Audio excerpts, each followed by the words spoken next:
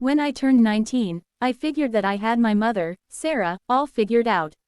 She was quiet, predictable, and endlessly hardworking. Our small home in Cedar Grove had always felt safe, warm, and steady, like nothing bad had ever touched it. And because my mother rarely talked about her past, I simply assumed there wasn't much to say. But that year, everything changed. It started in late October, during the first semester of my sophomore year. I had come home from college for a weekend visit. I was tired, overwhelmed with assignments, and just wanted a quiet house and one of Mom's warm homemade soups. When I walked inside, the house was silent. A single lamp glowed in the living room, and Mom was sitting on the couch with a wooden box in front of her. I had never seen it before. She looked up like she hadn't heard me come in. "Oh, Emily, you're home early." Her voice sounded stiff, almost nervous. That alone startled me. My mother was steady as a rock. Nervous wasn't her thing. "What's that box?" I asked, dropping my backpack. She rested her hand on it protectively. "Just something from a long time ago." I sat beside her. "I didn't know you kept stuff like that." She hesitated, and for the first time in my life, I saw fear in her eyes. Not fear of anything in the room, fear of what she was about to say. "I think you're old enough now," she whispered. "I need to tell you something about my past." And with that, the world I thought I understood fractured. She opened the box, revealing faded letters, a worn photograph of a younger version of her, and a bus ticket that looked decades old. I stared at the items, then at her face. "Emily, I wasn't always the woman you know. Before you were born, I lived a completely different life. A life I never told you about because I wanted you to grow up free from its shadows." I waited. She took a deep breath. "I left home when I was 20. Her voice trembled. I had never heard it tremble. "I grew up in a small town far from here. My parents were strict. They believed in tough love more than gentle words. I learned early how to keep quiet, how to avoid making mistakes, because mistakes came with consequences." She didn't look at me, but I could tell the memories hurt. At 20, I finally found the courage to leave.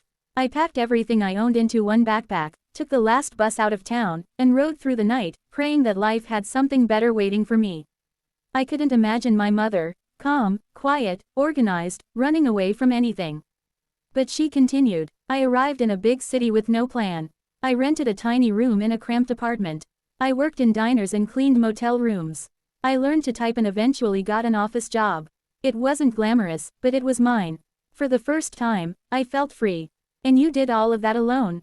I asked quietly. She nodded. "Yes. For many years." I folded my hands together. "Mom, why didn't you ever tell me?"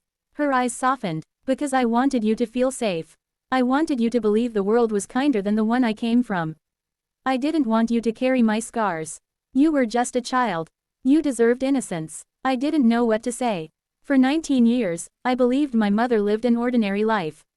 I never knew she had once been brave enough to escape everything she knew.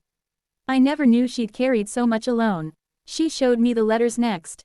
Handwritten messages from people she met in those early years, other young women trying to rebuild their lives, old coworkers who thanked her for being kind, notes from landlords, neighbors, and even strangers she helped. "These people," she whispered, "were the family I built before I had you." I stared at the letters, at the faded ink, at the stories that had existed right alongside mine without me knowing. "Why are you telling me now?" I asked. She swallowed hard. "Because you're 19. And when I was 19, I felt trapped. I want you to know that no matter what happens in your life, you're never trapped. You're never alone. You have choices. And I will never let this world make you feel the way I once felt." I didn't realize tears were forming until she reached out and brushed one away. "Emily," she said softly, "I didn't tell you because I was ashamed of where I came from. It took me decades to learn that surviving something doesn't make you weak. It makes you strong." I hugged her. I didn't say anything at first, didn't know how to.